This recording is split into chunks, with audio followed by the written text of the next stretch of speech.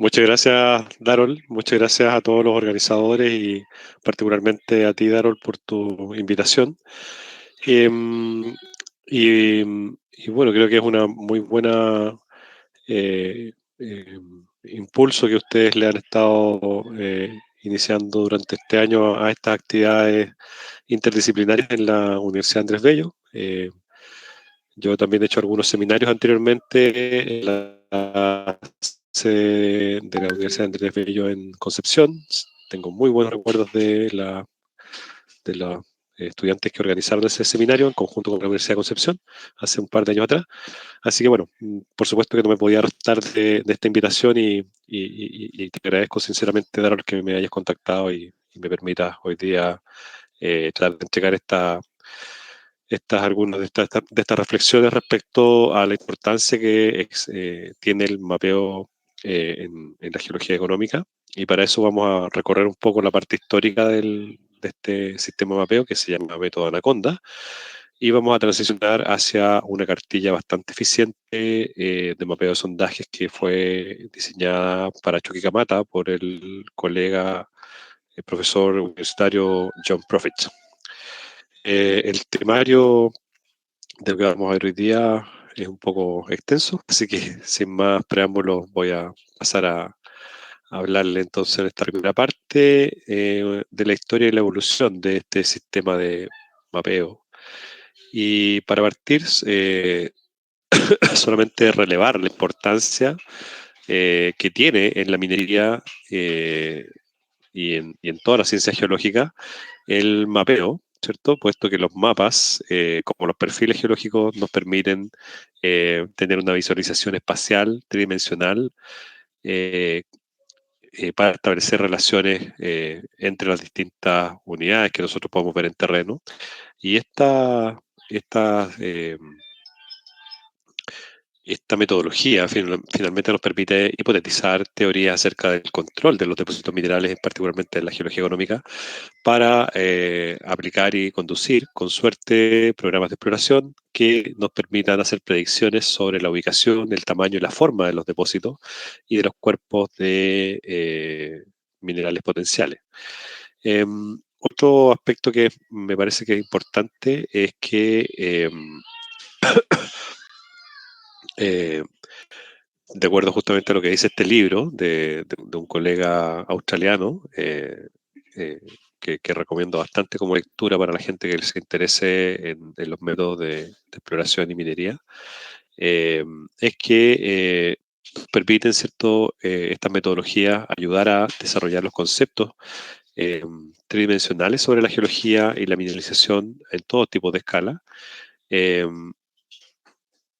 de acuerdo a una frase que está citada de este libro, de justamente John Prophet, que es un colega estadounidense ampliamente considerado como uno de los cartógrafos más hábiles de la industria de la exploración de las últimas décadas, él menciona lo siguiente, que el mapeo geológico es un método para registrar y organizar las observaciones.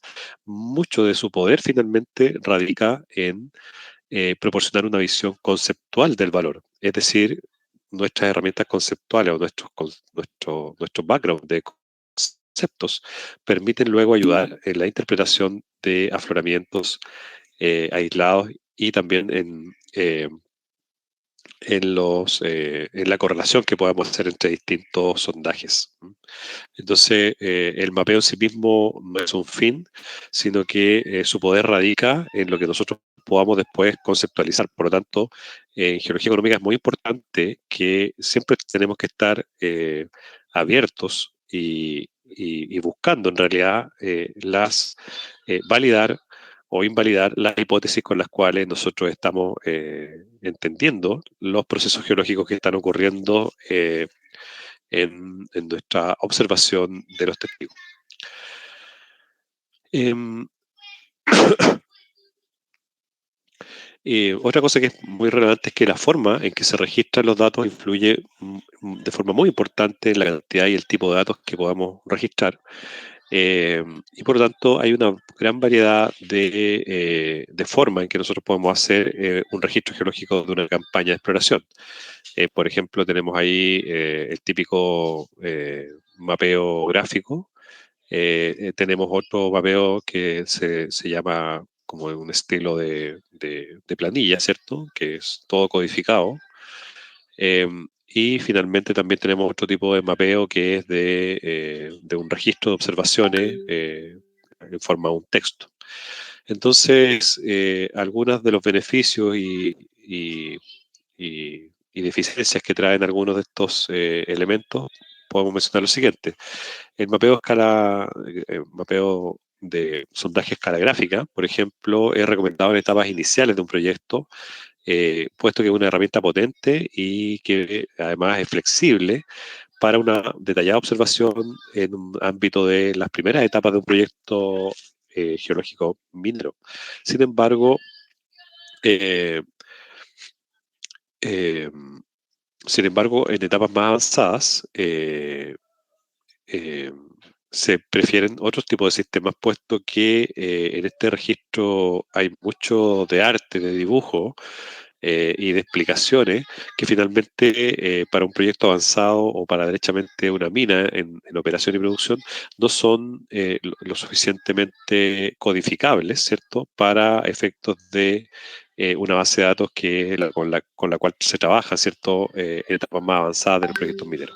Entonces, de esta forma, este mapeo se recomienda en las etapas tempranas, es muy ilustrativo, es muy gráfico justamente en determinar los elementos que al geólogo le parecieron importantes y que los resalta en este estilo de mapeo. Eh,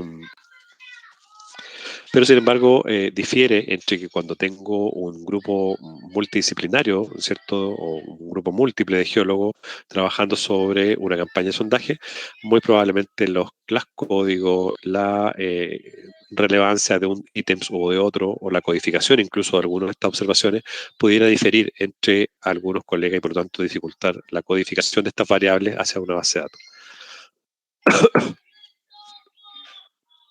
Eh, y por lo tanto, este tipo de mapeo ya de hoja de detalle, cuando ya tenemos un- una geología más o menos conocida y tenemos ¿cierto? Los elementos básicos del yacimiento han sido resueltos, podemos utilizar, y es más preferible utilizar una cartilla donde tengamos codificados los datos, puesto que el objetivo central es registrar grandes volúmenes de datos reproducibles, no así esta otra cartilla gráfica, que más bien es una cartilla orientativa, donde se requiere mucha experiencia del geólogo.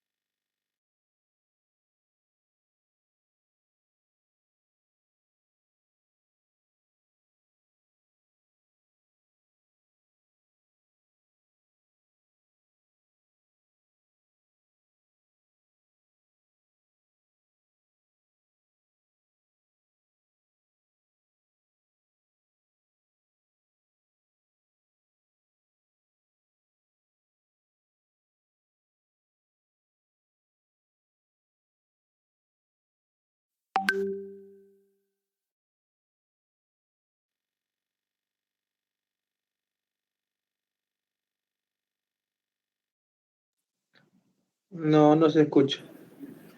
No se escucha.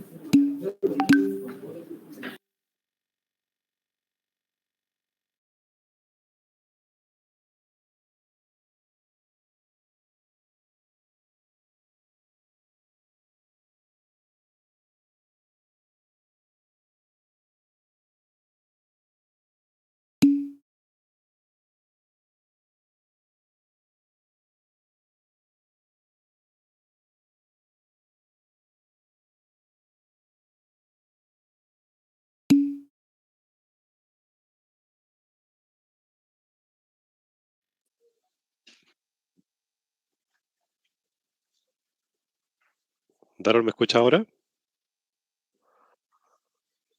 Ya, voy a volver a... Sí, por supuesto. No sé hasta qué parte no me escucharon. Mis disculpas, no sé qué pasa con la aplicación.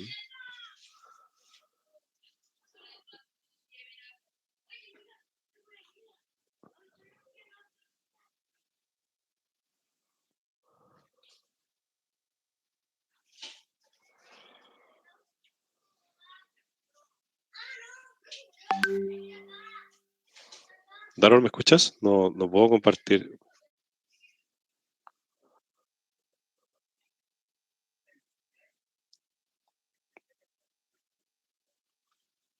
Perfecto. ¿Aquí entonces?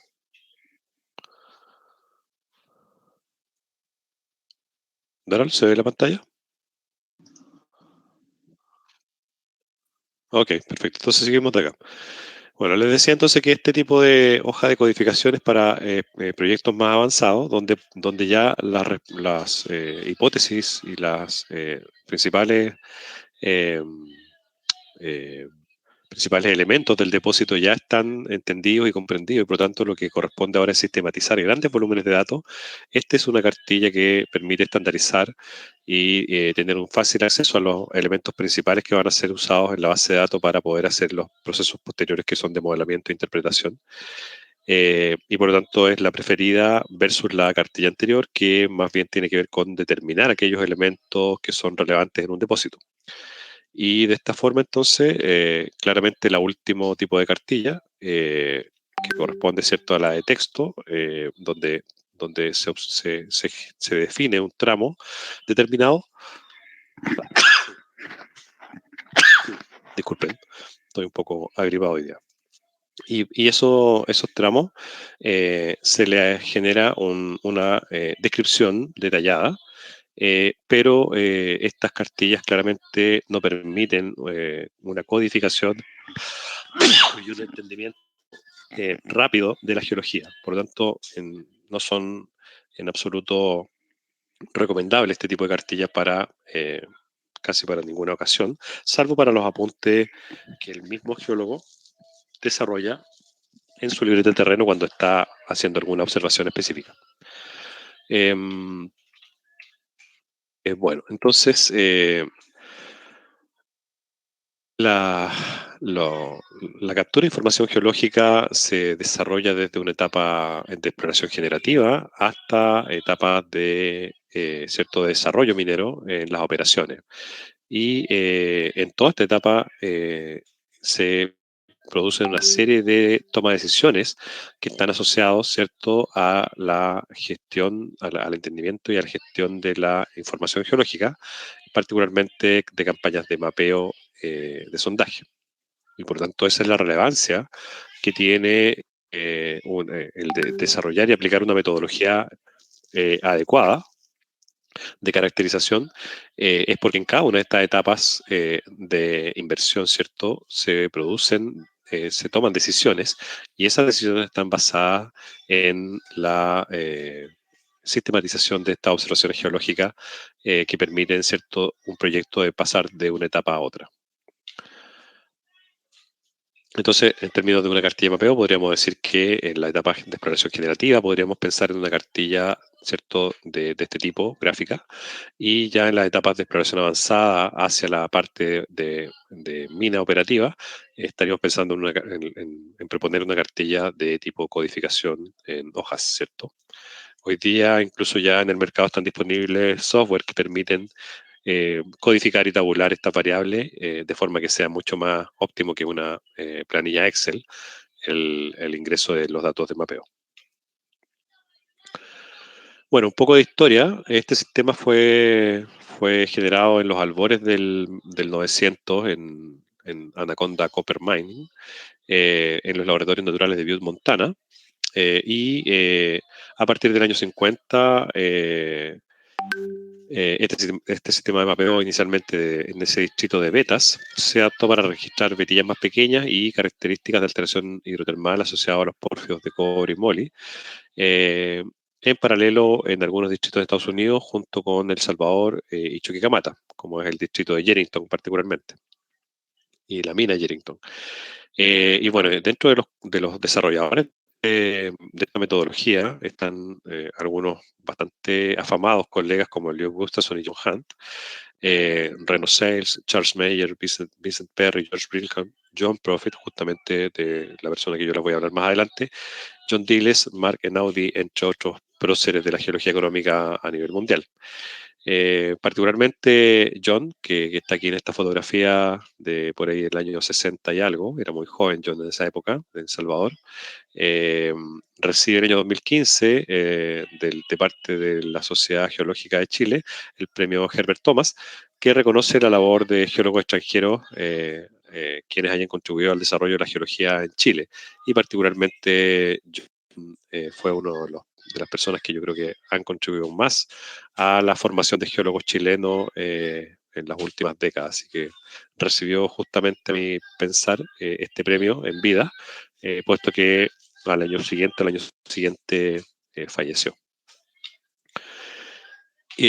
Bueno, ¿en qué es lo que consiste este método Anaconda? Básicamente es un mapeo gráfico y como les comentaba, ¿cierto? Se generó, ¿cierto?, en esta mina a cielo abierto en Yerington por Charles Mayer, John Profit y Mark Enaudi, cerca de la década del 70 y principios del 60 y principios del 70. Y está diseñado para registrar tipos de roca, contacto, estructuras, vetas, minerales de sulfuro, alteración de la roca y principalmente aplicada a depósitos de cobre moly, pero su flexibilidad permite la adaptación a otros tipos de depósitos minerales.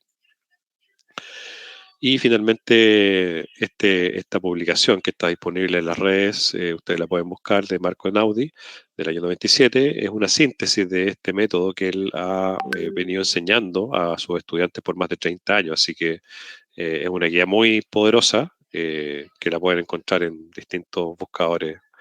Está disponible esa guía. Entonces, como les decía, es un mapeo inicialmente, en sus inicios, un mapeo gráfico, de forma que todos estos símbolos representan observaciones geológicas adquiridas. Por ejemplo, las líneas azules son fallas, las estructuras de colores son vetillas, Las gráficas de puntitos de colores son zonas de alteración o zonas de mineral, dependiendo de la posición en donde se encuentra su mapeo, si es que está en el sector de aire o roca. Yo les comenté que esta cartillas metodología de mapeo se utilizó inicialmente para mapeo de labores, ya sean galerías o pequeñas labores superficiales como trincheras, pero prontamente fue llevada a la implementación en mapeos de mina, principalmente bancos, y posteriormente fue trasladada también a mapeo de sondaje. Aquí hay una serie de elementos donde se ha validado la aplicabilidad y hay un montón de casos específicos. Esta metodología eh, por ejemplo, realizada en el porfio, uno de los porfios más famosos de Argentina, en Bajo de la Lumbrera, en el proyecto Sulfuros Profundos de Chuquemata, que hoy día es una realidad como mina subterránea, y también en algunos otros proyectos de Codelco como el modelo geológico de la edición andina. De acuerdo a lo que hoy día tenemos como vigente, en el ámbito de Codelco al menos, el año 97, Guillermo Miller recomienda que esta metodología de captura de información geológica lo determina o lo adopta como un estándar corporativo, reflejando su efectividad de este sistema por más de 40 años, y el que actualmente se encuentra vigente en la industria minera y de la exploración. Así que es una metodología totalmente actual. ¿Y cuál es la evolución que menciona ahí el título de esa lámina hacia John Profit? ¿Cuál es y bueno, vamos a ver aquí que John Profit generó una metodología adaptada de los conceptos iniciales, desde una metodología que era más bien cualitativa, transitó hacia una metodología más bien cuantitativa para muchas de las variables que se capturaban, manteniendo obviamente el concepto geológico detrás, que permite, ¿cierto?, eh, la generación, como decíamos al inicio, de hipótesis y de generar una interpretación adecuada de estos registros geológicos. Entonces, para formular en una cartilla, lo primero que necesitamos saber, ¿para qué hacemos todos estos registros? ¿Cuál es el objetivo? Y ahí hay un paper de George Brimhall, que fue uno de los creadores de este sistema, es que en sistemas naturales se requiere un gran número de observaciones para comprender estos sistemas de alta diversidad, como son los sistemas hidrotermales. Y de esa forma, entonces, lo que necesitamos hacer es de métodos eficientes que permitan el registro de estas observaciones y se encuentren organizadas de forma sistemática que permita su procesamiento. Entonces, a esta metodología de captura y almacenamiento de registros geológicos es lo que nosotros denominamos cartilla de mapeo, y que se aplicará a mapeos de sondaje y que debe además contener un protocolo o procedimiento explícito para con su correcta aplicación, y esos protocolos o procedimientos cambian de depósito a depósito, puesto que las variables significativas o la forma en que se producen los elementos de mapeo no son equivalentes de un depósito a otro. Entonces, ahí tenemos un ejemplo de una cartilla que es digital, que es la usanza de hoy, es que mapeemos en tablets, incluso en algunos casos en el teléfono, se pueden descargar aplicaciones para poder hacer registros de mapeo, pero habitualmente son tablets que uno los puede llevar a terreno y que resisten el contacto con el agua, el polvo, y son posibles utilizarlos al sol, etcétera, etcétera, con las condiciones de terreno que son habituales acá en la mayoría de los depósitos en Chile. Y bueno, ¿cuáles son los elementos necesarios? Por supuesto que tenemos que tener una detallada caracterización litológica en cualquier mapeo geológico, ¿cierto? Necesitamos conocer las rocas como la piedra fundamental de nuestra observación. Y para eso tenemos que utilizar nuestros sistemas de clasificación, ¿cierto? Que ustedes ya los deben haber visto en algunos casos, los más avanzados en los estudios de la universidad, los diagramas de clasificación de rocas ígneas, ¿cierto? Tenemos que utilizarlos, las sedimentarias, rocas metamórficas, y les paso ahí el dato que también hay algunas metodologías que pueden ser utilizadas como la que propuse en algunos años atrás cuando me tocó trabajar en un sistema de yacimientos que tenía hartas variedades de brecha. Y por supuesto que los otros parámetros, ¿cierto? La alteración y la mineralización son muy, muy relevantes y todas las cartillas de mapeo en geología económica, por supuesto, que tienen con mayor o con menor profundidad la caracterización de la alteración y la mineralización, que son los elementos claves, ¿cierto? La mineralización para poder entender cualquier yacimiento. Y algunas gangas que suelen ser muy relevantes, principalmente en las zonas, en los ámbitos de los procesos. Por ejemplo, el contenido de arcillas para los ámbitos de la flotación o algunas arcillas específicas en el ámbito de la lixiviación, en las pilas de lixiviación, o el contenido de pirita por la potencial generación de aguas ácidas, o los contenidos de arsénico por las penalty cuando tenemos, ¿cierto?, las ventas, o derechamente por la concentración en los relaves y su posible infiltración de ese arsénico en las aguas subterráneas. Todos esos elementos tenemos que tenerlos totalmente documentados para poder evaluar el potencial que tienen los procesos. Algunos otros elementos que son claves, los techos y pisos, son superficies eh, que, que tienen una utilidad en la etapa ya de proyecto minero. Por ejemplo, el piso de los procesos subérgenos, hasta donde yo voy a tener mineralización de óxido de cobre, por ejemplo, o el techo de sulfuro para poder determinar, ¿cierto?, cuáles son los recursos que finalmente van a poder ser llevados a un proceso de concentradora. Entonces, todas esas superficies son elementos clave que tienen que ir hacia los modelos geológicos y por lo tanto tiene que haber una metodología para poder determinar cuál va a ser la ubicación específica para cada pozo de techos y pisos, que son estas superficies relevantes en los modelos. Y por supuesto el mapeo de estructuras, claramente en el ámbito de las vetillas, la clasificación del Salvador, mapeo también de fallas, vetas, diques, pebble dike u otras características deben contabilizarse en el ámbito del mapeo. Bueno, lamentablemente en el ámbito de mientras más informaciones podemos capturar, es decir, a una escala más pequeña, tenemos una gran cantidad de conocimiento que podemos obtener a una escala más pequeña, pero sin embargo se nos aumenta el costo y se nos dilatan los tiempos de captura. Por el contrario, mientras más baja es mientras más alta es la escala, tenemos muchos menos elementos de observación detallada, por lo tanto tenemos menos conocimiento. Sin embargo, con eso lo que optimizamos es que tenemos un costo bastante menor y a un tiempo bastante acotado la información geológica, pero con un conocimiento bastante vago del fenómeno que estamos investigando. Entonces, este balance entre más detalle o menos detalle involucra una decisión económica y una decisión en tiempo. Y hoy día, ustedes saben que con la inmediatez de nuestras redes, habitualmente la información se requiere para tomar decisiones de forma muy, muy próxima y por lo tanto, habitualmente, más que el tema económico, tenemos un tema de tiempo aquí que siempre nos acota la escala de observación y el máximo contacto que podamos tener con la información geológica en los sondajes. En general, lo que yo propongo es que la alternativa de maximizar una escala pequeña que nos permita obtener un rápido, etapas más avanzadas del proyecto ya aumentando un poco la escala, de forma de poder en un menor tiempo tener adecuada para producir los productos que necesita de partir de esto.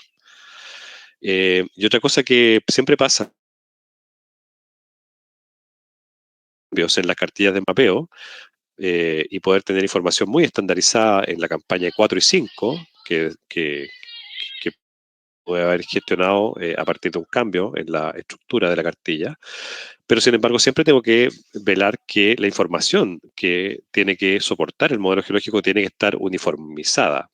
Y para eso, una buena estrategia es generar este shortcut que se llama mapeos temáticos, donde yo en este proceso hago un cambio en la cartilla de mapeo, genero información estandarizada, pero además genero un requerimiento que significa estandarizar parte de los registros de las variables claves que están en estas campañas anteriores. Y eso me permite si que yo tengo esa oportunidad de que en este tiempo me hago cargo de parte de esta información, a partir de estos mapeos temáticos que son de las variables clave, puedo llegar a establecer más adelante una base de datos homologada, homogénea, que me permita dar un resguardo, ¿cierto? Dar cuenta de una información auditable del proyecto. Y otra cosa es la metodología en sí mismo. Aquí tengo solamente desplegada una gráfica que, por ejemplo, mapeos de intensidades, es decir, cuando yo califico una intensidad, por ejemplo, de un tipo de alteración en intensidad 1 a intensidad 5 como lo máximo, resulta que esto es bastante...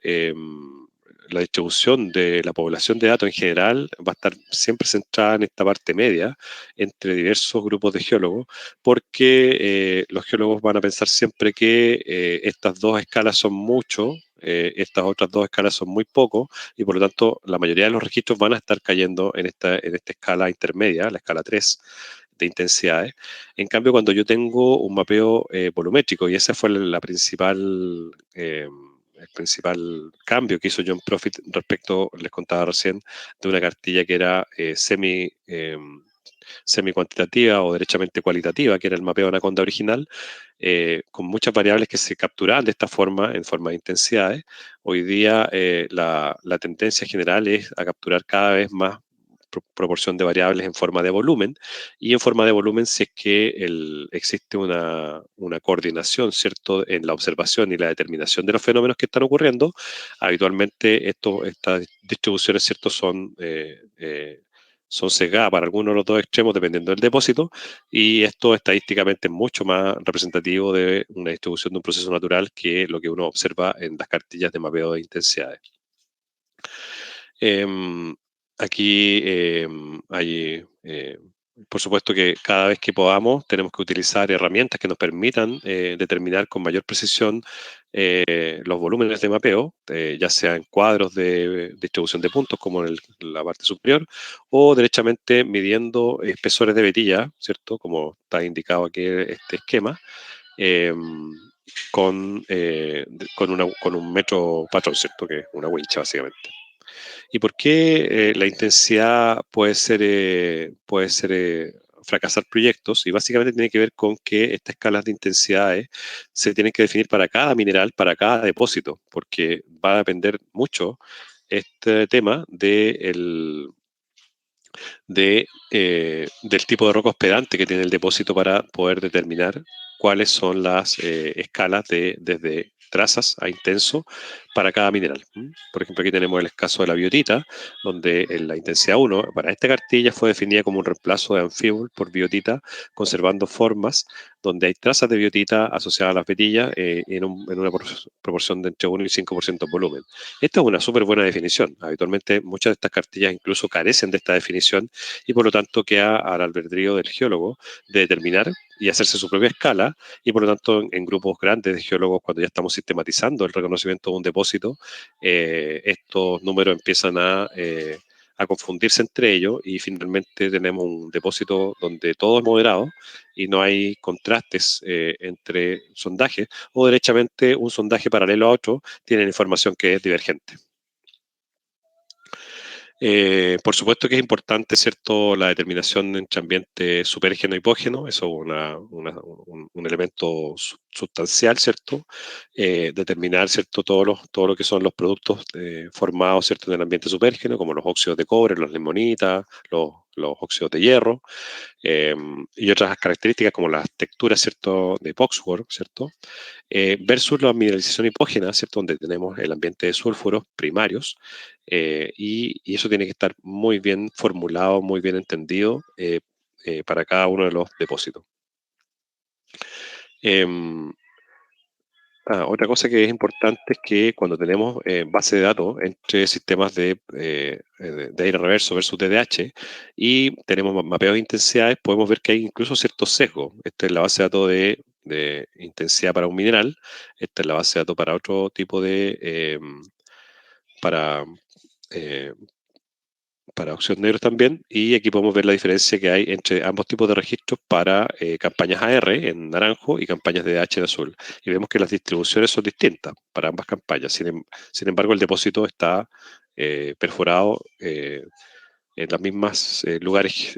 Por lo tanto, estas diferencias eh, pueden, en algunos casos, ser homologadas cuando no tenemos oportunidad de poder remapear estos intervalos. Tenemos la posibilidad de utilizar algunas herramientas como la razón de solubilidad entre el cobre soluble y el cobre total, que permite suavizar estas diferencias en una base de datos y poder utilizarlas para finalmente producir los modelos que son los que necesitamos. Otra alternativa y que la propone fuertemente también en la cartilla de John Profit es la proporción relativa, donde no tenemos que determinar tantos porcentajes absolutos, sino que podemos determinar solo un porcentaje absoluto global y luego porcentajes relativos que expresen de una forma más sistemática entre distintos geólogos lo que es la observación para poder que ese registro sea útil. Lo que necesitamos es una base de datos que sea consistente entre los distintos observadores. Y por ejemplo aquí, en un caso base, ¿cierto? Es determinar inicialmente, por ejemplo, para efectos de los fenocristales de esta roca, un pórfido, puedo determinar que tengo una proporción relativa entre 80 a 20, entre 80% masa fundamental y 20% de cristales, y de esa forma entonces, con una proporción relativa 8:1:1, yo puedo decir que tengo una proporción de plagioclasa muy mayoritaria sobre los minerales máficos, que son los oscuros, y sobre los cuarzos, que son algunos cristales específicos. Entonces, de esa forma yo puedo tener una proporción bastante más rápida de obtener la composición mineralógica de esta unidad y no hacer una estimación para cada uno de estos minerales. De la misma forma, el mapeo de volumétrico de alteración hidrotermal también podemos hacerlo de esa misma forma, donde mapeamos el porcentaje de textura destruida, por lo tanto el porcentaje de textura no destruida es el complemento a 100, y luego solamente indicamos qué tipo de alteraciones en proporción relativa son las predominantes. Por ejemplo, cerecita gris verde 8, fondo potásico 2, y por lo tanto esa proporción relativa multiplicada por el porcentaje absoluto inicial me da el porcentaje específico obtenido de esa proporción relativa, y no tengo que estar estimando cada vez cada uno de estos elementos eh, individualmente, porque eso consume mucho tiempo finalmente en el proceso de captura. Y bueno, llegamos aquí a esta última parte, que es lo que ya en detalle, algunos aspectos, probablemente por el tiempo no me voy a poder detener en todas las columnas de esta cartilla de mapeo, que es la del señor John Profit del año 2008, que la preparó para Chuquicamata. Así que voy a tratar de establecer alguna síntesis de lo más relevante. Esta es la cartilla que está indicada aquí para, como les decía yo, para Chuquicamata. Aquí está, estas primeras columnas son de litología, las segundas son de estructuras, los terceros son las alteraciones, la mineralización y finalmente las leyes. Y aquí hay una serie de tips, ¿cierto? Que están indicando, ¿cierto? En el inicio de la cartilla, qué es lo que se debe mapear en cada una de estas, ¿cierto? En estas 22 columnas están algunos tips de lo que se tiene que incluir. Y esos son los puntos que vamos a revisar.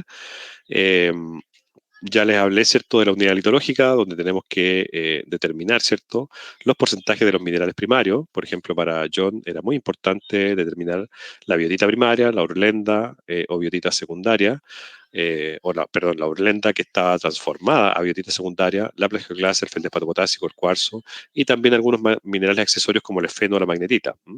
Y aquí hay una descripción que ustedes la pueden ver más en detalle, ¿cierto?, de su puño y letra, donde él pone los tamaños de los granos, indica los porcentajes, más o menos los rangos porcentuales de lo que él observa de una muestra de mano como esta, y finalmente esos rangos después nos permiten, ¿cierto?, llevarlos a una ubicación en un diagrama composicional. Y por lo tanto tenemos que utilizar esta herramienta, ¿cierto?, que nos proporciona la clasificación, ¿cierto?, específica para cada tipo de roca. Otros elementos, como por ejemplo en el caso de las brechas, lo que se recomienda es caracterizar o clasificar y codificar estas brechas de acuerdo al componente principal de la matriz. Casi siempre funciona bastante bien esta herramienta. No obstante, hay algunos casos de unas brechas que tienen mucha diversidad de componentes en la matriz, que son brechas principalmente de mucho contenido de cemento hidrotermal.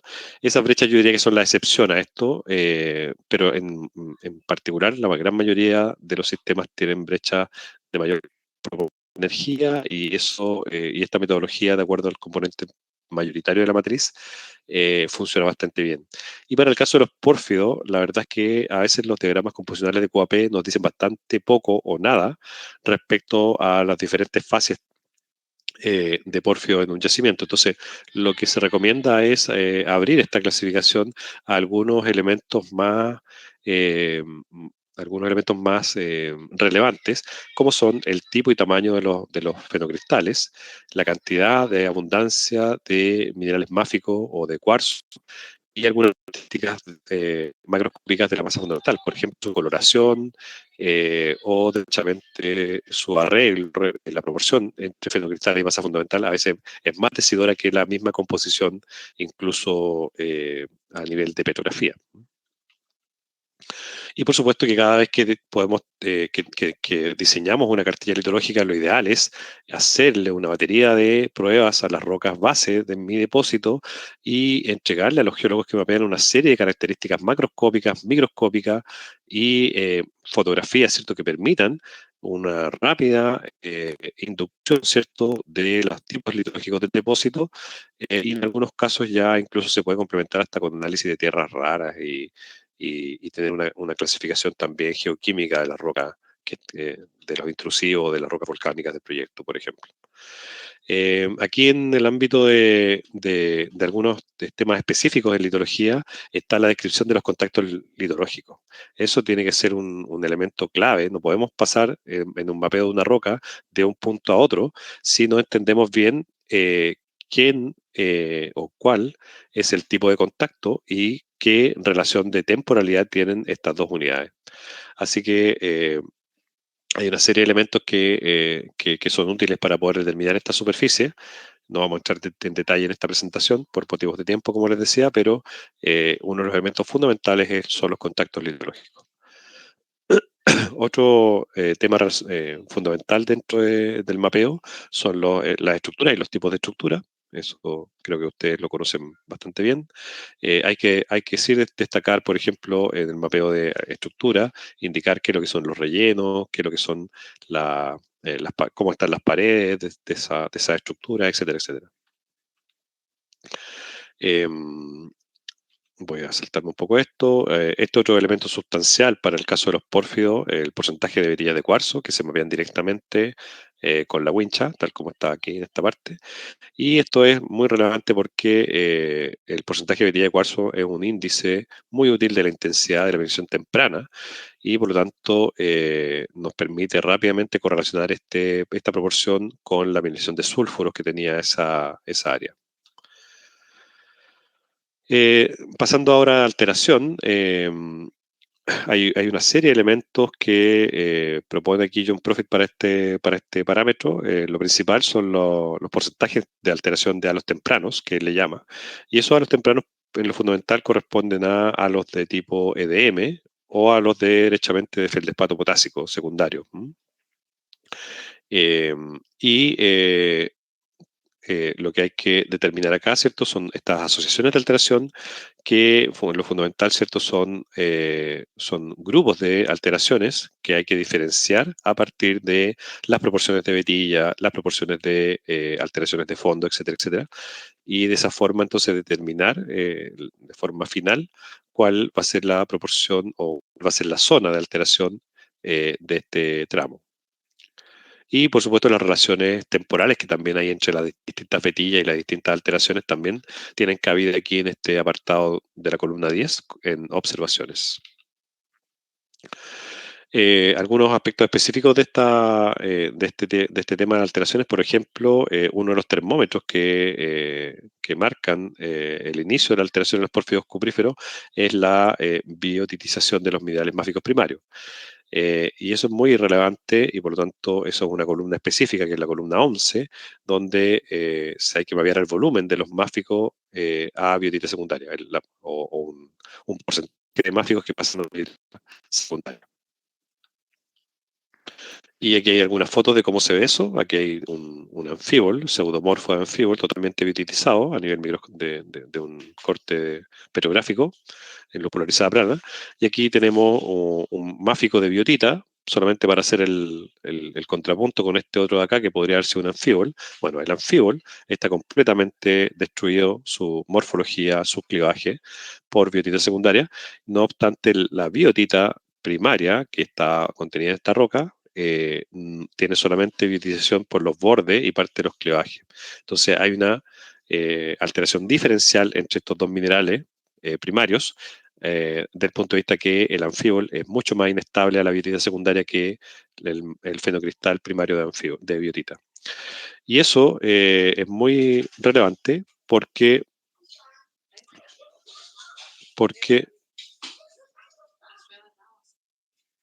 espera un segundo.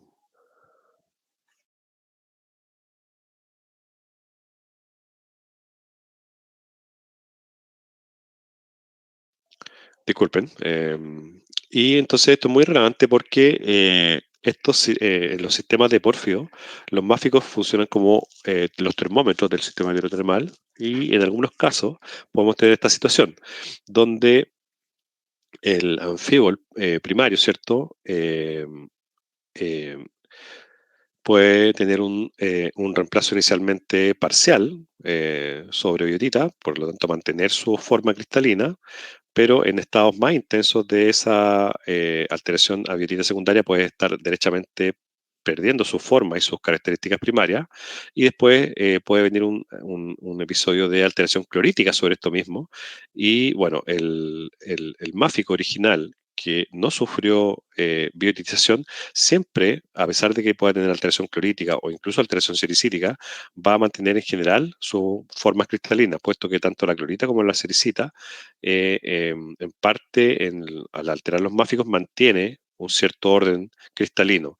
En cambio, este reemplazo de biotita afecta fuertemente la cristalinidad y las características primarias de este mineral. Entonces, en ambiente de exploración, nosotros podemos estar en presencia de un máfico con alteración clorítica, eh, y esa clorita que vemos hoy día, si es que tiene ese aspecto, muy posiblemente que haya sido anteriormente biotizado. Y por lo tanto, desde el punto de vista exploratorio, esto puede ser muy relevante y por lo tanto, dentro de las columnas de la 11 a la 13, hay una serie de elementos que John indica que hay que observar para poder discernir estas situaciones sobre el ataque o la alteración hidrotermal de minerales máficos.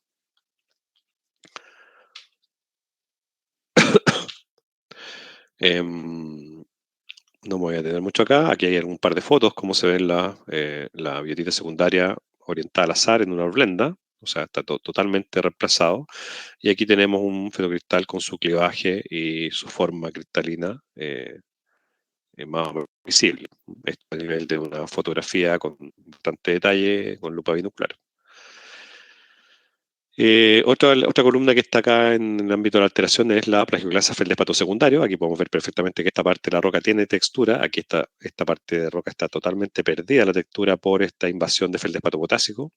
¿Cómo podemos saber si es feldespato potásico? Es básicamente con un ensayo de dureza. El acero al feldespato potásico no lo, no lo, no lo raya. En cambio, se ocupan un rallador de tungsteno, probablemente van a rayar todo aquí. Y por lo tanto, esta alteración hay que determinarla porque la alteración potásica, feldespato potásico, puede ser muy importante en los depósitos tipo pórfido. Plagioclasa también, en algunos casos, sobre todo en áreas de imposición de sericita tardía, sericita o arcillas tardía, que no son tan intensas, incluso en algunos casos se pueden observar una remanencia de textura en este tipo de alteraciones. En aquellas zonas donde tenemos la alteración de feldspato potásico secundario, suele ser esta alteración de color blanda, suele ser blanda y de color blanco turbio, o amarillento o anaranjada pálido, versus el feldespato potásico que ya vimos que no es en absoluto blando, ¿cierto? Entonces hay una serie de tips aquí que nos pueden servir. Por ahí veo una mano alzada, no sé si las preguntas las dejamos para el final, Juan, o quieres algo épico.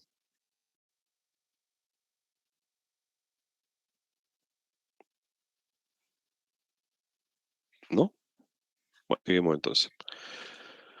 Em, también está la columna dentro del ámbito de alteración de la feldespatos a cericita o arcilla. Y de esa forma entonces también tenemos que, eh, también tenemos que eh, identificar, ¿cierto? Todas estas zonas de los feldespatos, ¿cierto? Transformados a alteración de cericita y o arcillas. Y por lo tanto, esto es bastante simple de determinar, puesto que la alteración de cericita o arcilla es bastante blanda, ¿cierto? Y lo podemos rayar con el acero, mientras que los feldespatos frescos o casi frescos no se rayan con el acero. Y también otro tips que nos entrega John es que nos podemos fijar incluso en los tipos de maclas que tienen los feldespatos, poniendo las muestras de mano con un cierto ángulo y rotando esos feldespatos respecto a la luz del sol. Pero esto es bastante complejo de determinar, sobre todo cuando estamos dentro de depósitos minerales. Una leve alteración sericítica de plagioclasa o leve alteración argílica generalmente dificulta mucho más la posibilidad de ver estos tipos de maclas dentro de los feldespatos. Y también lo que se recomienda es que se puede agrupar estas alteraciones a sericita, por ejemplo, de manera que todos los feldepatos están blandos, sin reflejos de clivaje visibles, en superficies limpiamente rotas, incluso ejemplos menos blandos del intervalo. Podríamos decir que está un 100% alterado o casi completamente alterado. Aquí hay otra escala, más de la mitad alterado, menos de la mitad alterado y mayoritariamente o completamente fresco. Entonces, eso puede ser hay buenos tips aquí para poder establecer una escala de porcentajes a generar aquí para la alteración de feldespato a cericita arcilla. Y en algunos casos es muy importante la presencia de magnetita y hematita, y por lo tanto también hay que generar un mapeo de estos dos minerales accesorios. En algunos casos hay una escala aquí que se podría indicar, por ejemplo, 0 podría indicar que no hay magnetita o hematita, o cualquiera de los dos que haya. R podría indicar una cantidad normal o menor de lo normal en la roca primaria, y S podría indicar una cantidad grande, moderada o pequeña de magnetita secundaria, ¿cierto? S de secundario y R de que es de magnetita asociada a la roca primaria. R de roca primaria, S de secundaria. Y H podría indicar una cantidad grande o moderada de magnetita o hematita hipógena. El H podría ser en esa columna como hematita, el R o el S para la magnetita, dependiendo si es que es una cantidad normal del mineral primario constituyente de la roca, o S si es que corresponde a una cantidad secundaria, ¿cierto? Sobre la original de la roca primaria. Y así hay una serie de otros elementos, como en este caso los sulfatos también.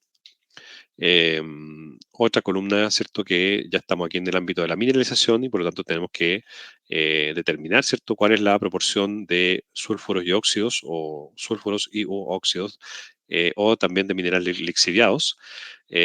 Aquí hay una columna para colorear, ¿cierto? Pero uno también puede determinar ahí el tipo de mineralización, ya sea primaria o secundaria o de óxido o de lixiviado, para poder codificar eso en vez de dibujar.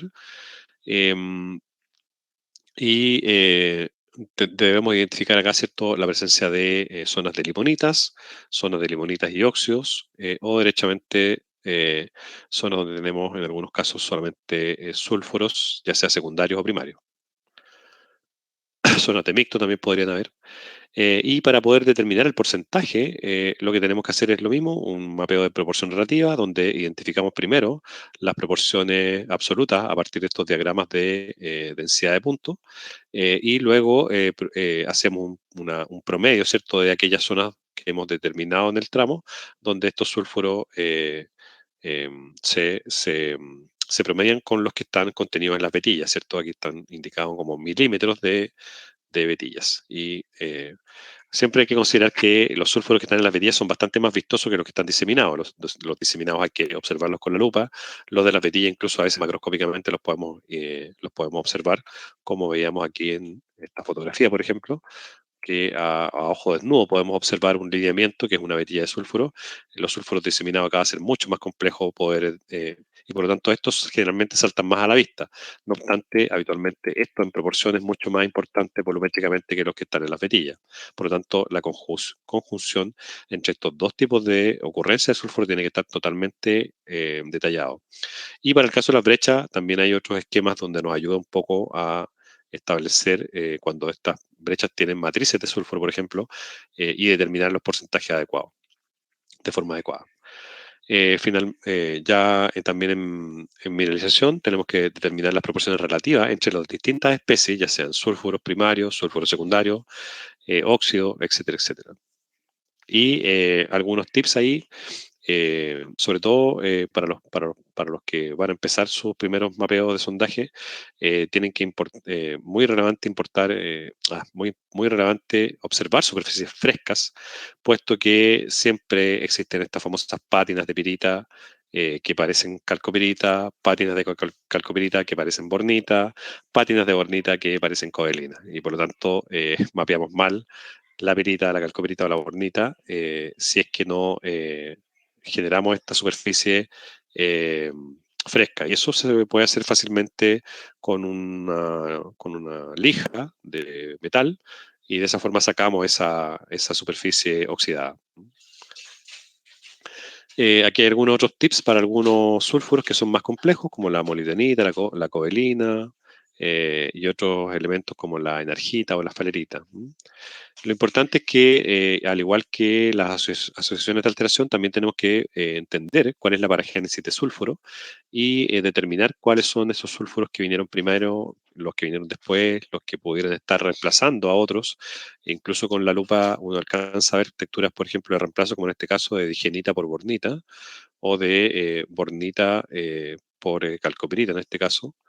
Así que con buena observación, a veces con la ayuda de una lupa binocular, podemos determinar muy bien la paragénesis de sulfuros que es necesaria para poder mapearla en este caso.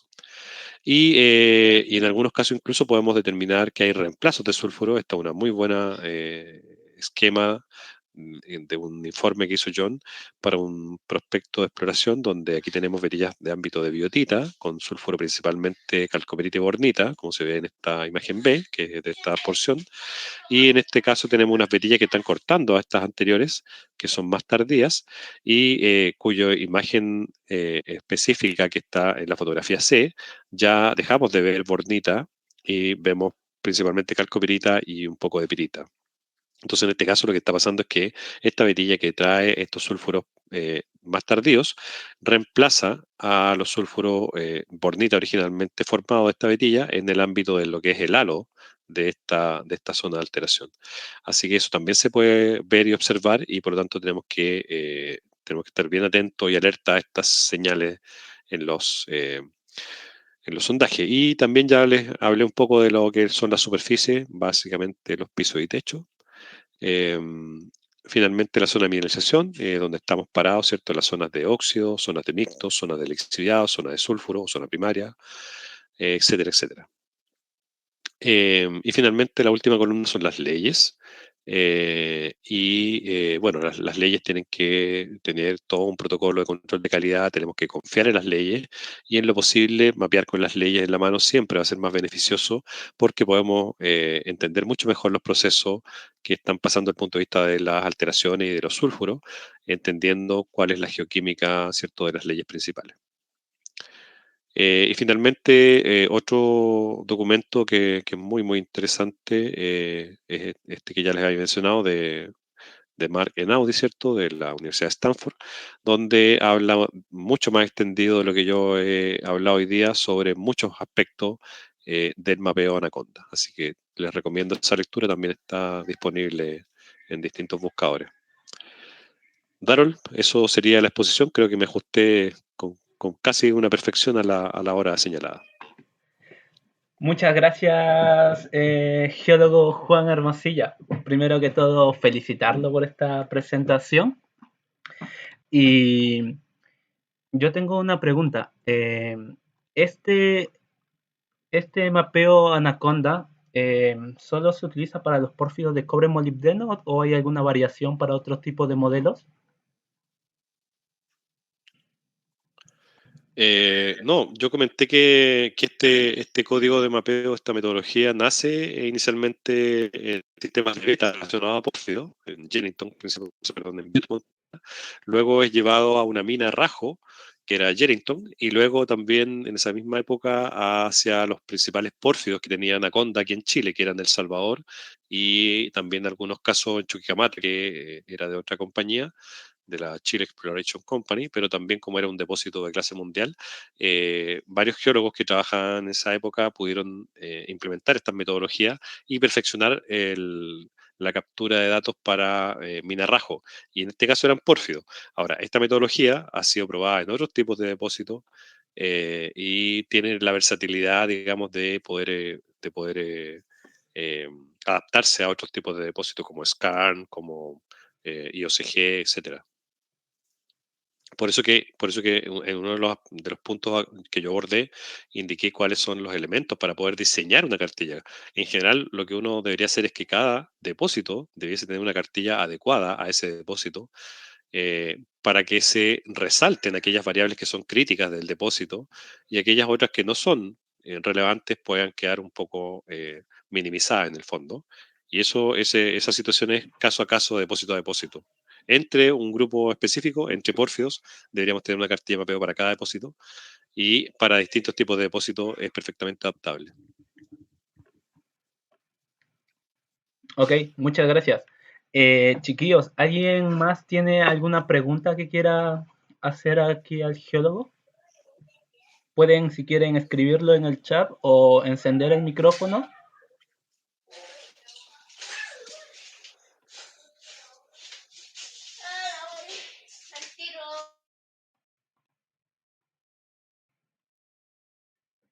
Eh, eh, eh.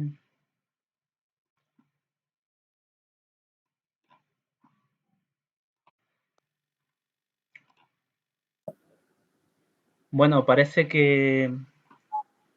Hola, José, ¿quieres hablar? Sí, primero, Juan, buenas tardes, excelente ponencia. Le habla de acá desde Perú, pues felicitarlo, ¿no? Por la excelente ponencia. Y pues mi pregunta era la siguiente, ¿no? Mencionaba sobre, en la parte de mapeo, y comentó algo sobre no deberíamos mapear si encontramos solamente pátinas. No sé si nos puede argumentar o explicar nuevamente esa parte. Gracias. Perfecto. Gracias por tu pregunta. Sí, mira, básicamente lo que traté de decir ahí es que hay que tener harto cuidado cuando los sondajes ya tienen una cierta cantidad de tiempo desde que fueron perforados y han estado expuestos a las inclemencias climáticas, humedad fundamentalmente, y intemperismo. Se producen habitualmente unas pátinas muy superficiales que corresponden a unas superficies que son de colores y de tonalidades muy parecidas en el mapeo de sulfuro a otros sulfuros. Por ejemplo, en el caso de la pirita, la pátina que se le produce es una pátina de un color amarillo un poco como latón, ¿cierto? Un amarillo un poco lustroso, y ese color es más parecido a la calcoperita. Y por lo tanto, lo que hay que siempre hacer es utilizar una lija de metal que permita pulir esas zonas del testigo donde vemos esas coloraciones medias extrañas. Y si es que cuando paso la lija veo que el sulfuro abajo es un color amarillo pálido, bueno, claramente va a ser pirita. Y si es que el color ese amarillo latón se mantiene, lo más probable es que sea calcopirita y que yo haya pensado que era una pátina, pero efectivamente, si ya saqué esa superficie, puedo estar confiado en que el mineral es el que corresponde. Entonces, en sulfuros tenemos que mapear caras frescas, básicamente, y eso a veces, cuando ha pasado mucho tiempo de la perforación, es bastante difícil de obtener. Y lo que hay que hacer ahí entonces es utilizar estas lijas o estas piedras de afilar que nos ayudan a limpiar todos los sulfuros y tener una superficie fresca.